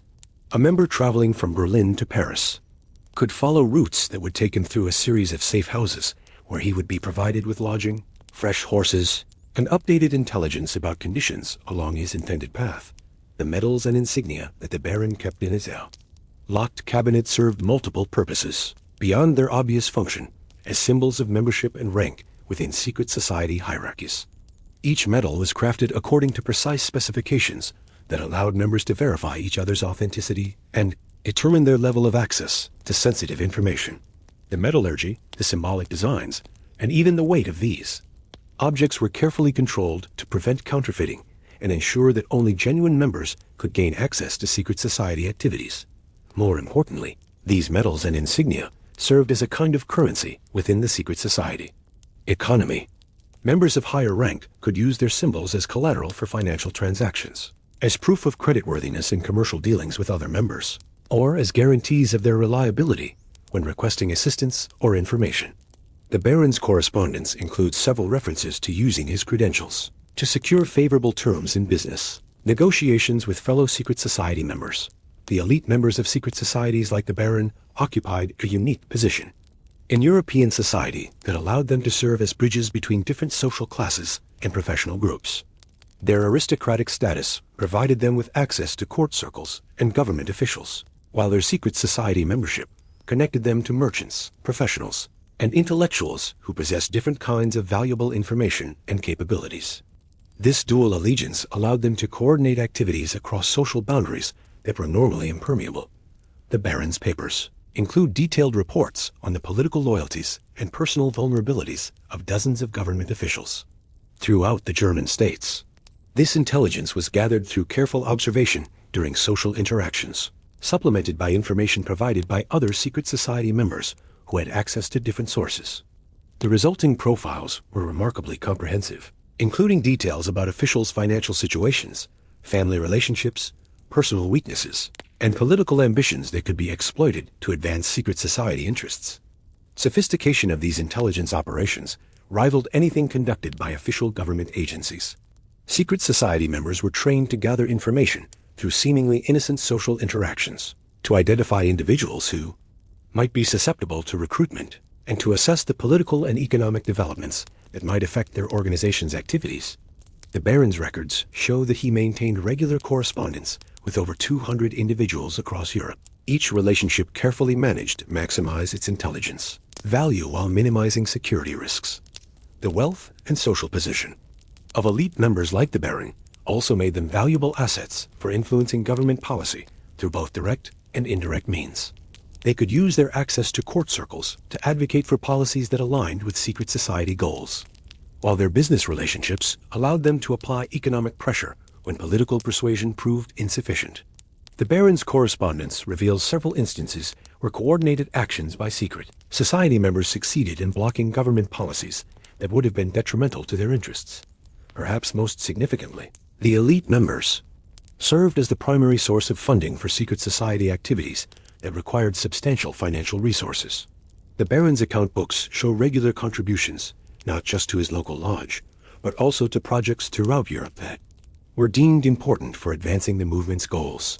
These might include establishing new lodges in strategic locations, funding the publication and distribution of philosophical works, or providing financial support for members who faced persecution for their beliefs. The system of elite patronage that sustained secret society activities was both more extensive and more sophisticated than most historians have recognized. Wealthy members like the Baron were not simply passive contributors to organizational treasuries, but active coordinators of complex financial networks that moved resources wherever they were most needed. Their wealth, combined with their access to information and their ability to influence political developments, made them the crucial foundation upon which the entire secret society movement rested. The transformation of Baron von Seckendorf-Aberdar from idealistic reformer to calculating manipulator occurred so gradually that he himself was barely aware of the process until it was complete. When he had first joined his local Masonic lodge 15 years earlier, he had been genuinely motivated by the organization's stated commitment to human enlightenment and social progress.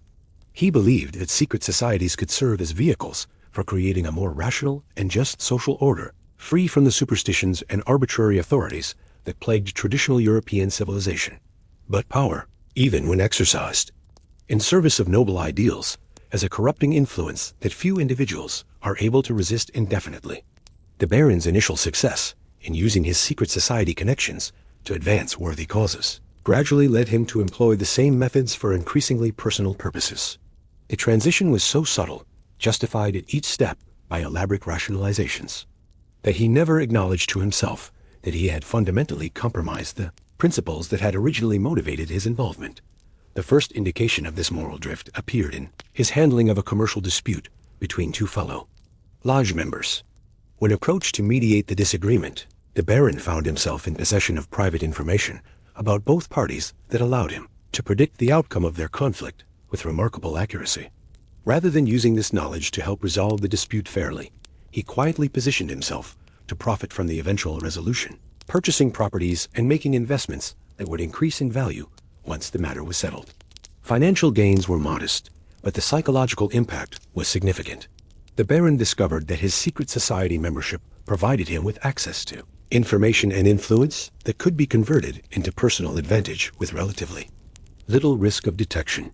The elaborate ethical frameworks that secret societies use to justify their activities could be applied just as easily to rationalize self-serving behavior as to support genuinely altruistic goals. His next venture into ethically questionable territory involved using his intelligence network to manipulate grain markets during a period of regional scarcity. Through his secret society contacts, the Baron learned about crop failures and transportation disruptions weeks before this information became public knowledge. Armed with this advanced intelligence, he was able to purchase grain supplies at low prices and sell them at enormous profits when scarcity drove up market values. The operation was entirely legal and involved no direct harm to any identifiable individuals, but it represented a fundamental betrayal of the trust that other secret society members had placed in him. Information that had been shared for the common good of the organization was being exploited for personal enrichment. The Baron rationalized his actions by arguing that his profits would ultimately be used to support worthy causes. But his account books tell a different story. The money was invested in luxury goods and estate improvements that served no purpose beyond enhancing his personal comfort and social status. The Baron's correspondence from this period reveals the psychological mechanisms that allowed him to maintain his self-image as a principled reformer while engaging in increasingly corrupt behavior. He developed elaborate theoretical justifications for his actions, arguing that individual prosperity was a prerequisite for social progress, that financial success enhanced his ability to influence political developments, and that the accumulation of wealth was itself a form of service to the cause of human advancement. These rationalizations became more complex and more desperate as his behavior became more obviously self-serving. When he used his secret society connections to secure a lucrative government contract for his business interests, he convinced himself that he was demonstrating the superior efficiency of enlightened management techniques. When he employed his intelligence network to gather compromising information about political rivals, he argued that he was protecting the secret society movement from potential enemies. The most damaging aspect of the Baron's corruption was the way it spread through the network of relationships that surrounded him. Other secret society members observed his success and began to emulate his methods, using their organizational connections for personal advancement rather than collective goals. The culture of the movement gradually shifted from one that emphasized service and sacrifice to one that prioritized individual advantage and competitive manipulation. Young members who joined the secret societies during this period were initiated into a system that bore little resemblance to the idealistic organization the Baron had encountered 15 years earlier. Instead of receiving instruction in philosophical principles and moral development, they were taught techniques for gathering intelligence, manipulating social relationships, and converting organizational loyalty into personal profit. The transformation was so complete that newer members often had no awareness of the movement's original purposes and ideals. The Baron's private papers reveal the extent to which secret society activities had become indistinguishable from conventional political and commercial competition. Lodge meetings that were supposed to focus on philosophical discussion and charitable planning were dominated by reports about business opportunities, political intelligence, and strategies for undermining rivals. The elaborate ritual ceremonies that had once served to reinforce commitment to higher principles became empty theatrical performances that members endured as a prerequisite for accessing more practical benefits. The financial records show that money that was supposed to support educational and charitable activities was increasingly diverted to projects that served the narrow interests of wealthy members. Funds that had been contributed to establish public libraries were used instead to purchase properties for private speculation. Resources allocated for scholarships that would allow promising young men to receive university education were redirected to support the business ventures of existing members. Perhaps most troubling was the way the Baron's corruption affected his relationships with individuals outside the secret society movement. His knowledge of confidential information and his ability to influence political and economic developments made him a valuable ally for people whose motives were far from enlightened. Government officials who were seeking personal enrichment, merchants who wanted to eliminate competitors, and aristocrats who hoped to expand their political influence all found the Baron's services useful and were willing to pay handsomely for his assistance. These relationships gradually transformed the Baron from a reformer seeking to improve society into a broker who facilitated the very kinds of corruption and abuse that secret societies had originally been created to combat. His network of contacts became a marketplace where influence was bought and sold, where confidential information was traded for personal advantage, and where the power of organized secrecy was employed to circumvent legal and ethical constraints that were designed to protect the public interest. The Baron's correspondence with Inspector Mueller, the same official who had orchestrated the destruction of the Frankfurt Lodge, reveals the ultimate irony of his moral journey. By the time of their association, the Baron had become so thoroughly corrupted that he was willing to collaborate with government authorities in betraying fellow secret society members if such cooperation served his personal interests. The man who had once sought to transform European civilization through enlightened reform had become an informant for the very forces of reaction and oppression that his movement had originally opposed. The transformation was complete, but it had not brought the Baron the satisfaction he had expected. His private journals from the final years of his secret society involvement reveal a man tormented by guilt, isolated from meaningful relationships, and increasingly paranoid about the loyalty of the people around him. The wealth and influence he had accumulated through corruption provided him with material comfort, but no genuine happiness or sense of accomplishment. The Baron's story illustrates the fundamental vulnerability of secret societies to the corrupting influence of the very power they sought to accumulate and exercise. Organizations that operated outside normal systems of accountability and transparency were inevitably susceptible to abuse by members who placed personal interest above collective goals. The secrecy that protected these groups from external interference also shielded internal corruption from detection and correction. In the end, the Baron's moral collapse was both a symptom and a cause of the broader failure of the secret society movement to achieve its stated objectives. The idealistic goals that had originally motivated organizations, like the Illuminati and the Freemasons, were gradually abandoned as members discovered that the same methods that could be used to promote human enlightenment could also be employed for far more selfish purposes. The corruption of noble ideals proved to be as inevitable as it was tragic. The last letter in Baron von Seckendorf-Aberdar's correspondence, dated March 15, 1803, carries a tone of weary resignation that marks the end of an era. Written to a fellow secret society member who had fled to America to escape the political upheavals that were sweeping across Europe, the letter serves as both a personal farewell and an epitaph for a movement that had once promised to reshape human civilization. The Baron's words are those of a man who had witnessed the collapse of everything he had once believed in, and who had played no small part in bringing about that destruction. The immediate cause of the secret society movement's final collapse was the same force that had driven its initial expansion: political change that moved faster than human institutions could adapt to accommodate. The revolutionary wars that had begun in France at the end of the 18th century had created a political environment where any form of organized secrecy was viewed as a potential threat to state security. Governments across Europe, whether revolutionary or reactionary, found themselves united in their hostility toward organizations that operated outside official oversight and control. But the deeper cause of the movement's failure lay in the internal contradictions that had been present from its very beginning. Secret societies had attempted to combine democratic ideals with hierarchical organization, to promote individual enlightenment through collective conformity, and to advance human liberty through methods that required absolute obedience to organizational authority. These contradictions had been manageable as long as the movement's membership remained small and highly motivated. But they became fatal weaknesses as the organizations grew larger and more diverse that the Barons' final years were spent watching. The systematic dismantling of networks that had taken decades to establish. Government authorities, armed with intelligence provided by informants like Heinrich Zimmermann, and sometimes the Baron himself, conducted coordinated raids across multiple countries that netted hundreds of arrests and thousands of incriminating documents. The secret society movement, which had prided itself on its operational security and careful compartmentalization of information, proved to be remarkably vulnerable once authorities decided to make its destruction a priority. The lodge meetings that had once been occasions for philosophical discussion and fraternal fellowship became exercises in paranoia and mutual suspicion. Members who had trusted each other with their most sensitive secrets found themselves wondering whether their lodge brothers might be government informants, business competitors, or personal enemies seeking to exploit confidential information for selfish purposes. The bonds of trust that had held the movement together dissolved under the corrosive influence of fear and uncertainty.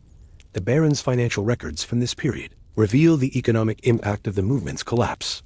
Business relationships that had been built on secret society connections proved to be far more fragile than their participants had anticipated.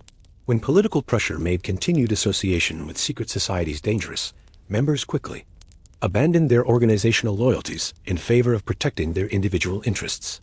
Commercial partnerships dissolved, investment agreements were terminated, and financial obligations were repudiated as former allies sought to distance themselves from activities that might attract official attention. The intellectual achievements that had been one of the movement's greatest sources of pride also proved to be casualties of its political destruction.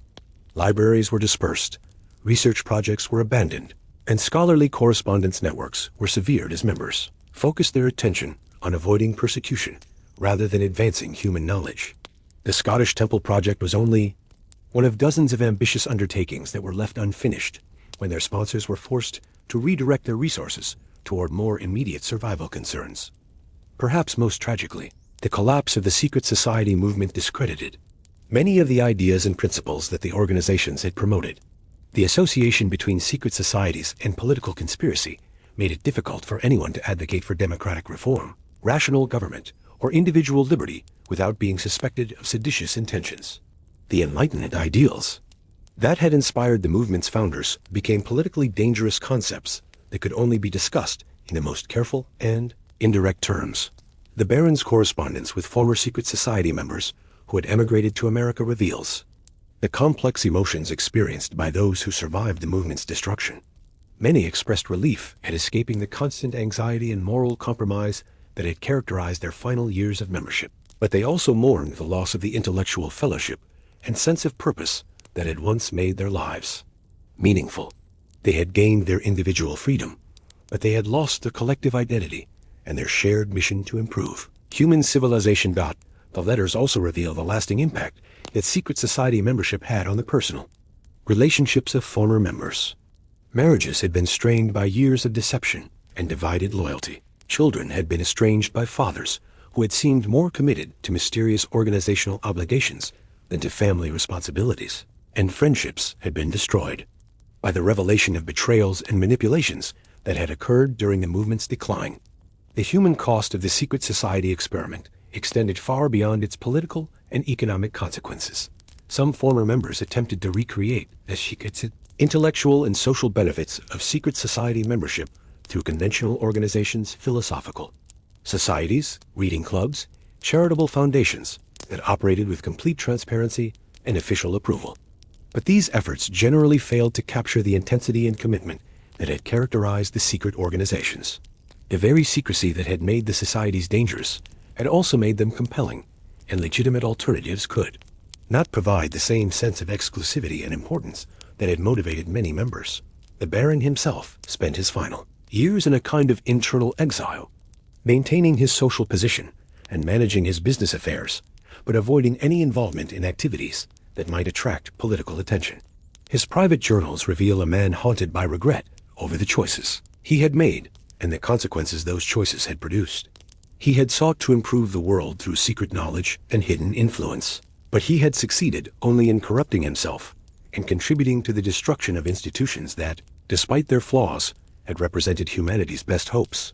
For rational progress, the physical remnants of the secret society movement, the lodge buildings, the ceremonial objects, the libraries and laboratories, were either destroyed by hostile authorities or gradually fell into disrepair as their original purposes were forgotten. The Scottish temple remained hidden beneath its covering of earth and vegetation, its sophisticated chambers and intricate symbolism known only to a few scholars, who lacked the context necessary to understand their true significance. The movement that had once seemed poised to transform European civilization left behind little more than fragmentary records and mysterious ruins. Yet the ideas that had motivated the secret societies proved to be more durable than the organizations themselves. The principles of democratic government, individual liberty, and rational inquiry that the societies had promoted eventually found expression through conventional political movements and legitimate institutions. The secret society movement had failed in its immediate objectives, but it had helped to plant intellectual seeds that would eventually flourish in more favorable political soil. The Baron's final letter concludes with a reflection that captures both the tragedy and the limited triumph of the secret society experiment. We sought to change the world in secret, and we discovered that the world changes us instead. Our methods were flawed, our execution was imperfect, and our human nature was weaker than our noble intentions. Yet perhaps our failure serves a purpose, teaching future generations that lasting progress must be built on foundations of openness, honesty, and genuine democratic participation, rather than the shifting sands of conspiracy and manipulation. The letter was never sent. It was found among the Baron's papers after his death, addressed to a recipient who had long since severed all connections with his secret society past. Like so much of the movement's legacy, it represents a communication that failed to reach its intended destination, a final symbol of the isolation and futility that had come to characterize the secret society experience. As our journey through the shadowed corridors of history draws to a close, you can feel the weight of these ancient secrets gradually lifting from your shoulders. The candles that once flickered in hidden chambers have long since been extinguished. The coded messages have crumbled to dust, and the elaborate oaths that once bound men to dangerous loyalties have been forgotten by time itself. The world of secret societies, with all its promises and perils, its noble aspirations and tragic failures, exists now only in the realm of memory and imagination. You are lying in your own bed, in your own time, surrounded by the comfortable certainties of the modern world. There are no passwords to remember, no secret handshakes to master, no hidden loyalties that divide your heart between family and brotherhood. The simple act of speaking freely, of expressing your thoughts without fear of betrayal or persecution, is a luxury that the members of the Bavarian Illuminati, the Frankfurt Freemasons, and countless other secret societies could never take for granted. The men we have encountered tonight, Johann the nervous initiate, Heinrich Zimmermann the betrayer, Master Hamilton the devoted leader, Baron von Seckendorf Aberdar the corrupted idealist, all struggled with burdens that you will never have to bear. They lived in an age when the pursuit of knowledge and the expression of progressive ideas required enormous personal sacrifice and constant vigilance. They paid the price for intellectual freedom that you now enjoy as naturally as breathing. Their failures teach us something profound about human nature and the fragility of our best intentions. The secret societies of the 18th and 19th centuries began with the highest aspirations, the advancement of human knowledge, the promotion of rational government, the creation of a more just and enlightened civilization. Yet these noble goals were gradually corrupted by the very human weaknesses that have plagued every generation: the desire for personal advantage, the fear of exposure and persecution, and the simple inability to maintain perfect loyalty and discretion under pressure. The empty chambers beneath the Scottish hillside, with their sophisticated acoustics and intricate symbolism, remind us that human achievement is always temporary, always vulnerable to the forces of change and decay. The knowledge that took generations to accumulate can be lost in a single moment of political upheaval or personal betrayal. The institutions that seem most permanent and powerful can crumble when subjected to pressures their founders never anticipated. Yet there is also something comforting in this recognition of human limitation. The secret societies failed, not because their members were uniquely flawed, but because they were recognizably, thoroughly human. They made the same kinds of mistakes that people have always made. They allowed pride to override prudence, ambition to corrupt judgment, and fear to destroy trust. Their failures are familiar because they are universal, part of the common experience of humanity struggling to achieve ideals that exceed its grasp. As you drift toward sleep, you can let go of the anxieties and pressures that consume these long-dead conspirators. You need not worry about maintaining dangerous secrets, managing complex deceptions, or navigating the treacherous currents of political intrigue. The world has changed in ways that would amaze and probably comfort the secret society members of centuries past. Knowledge is now freely available. Political participation is open to all citizens, and the kinds of reforms they sought to achieve through conspiracy have largely been accomplished through democratic processes.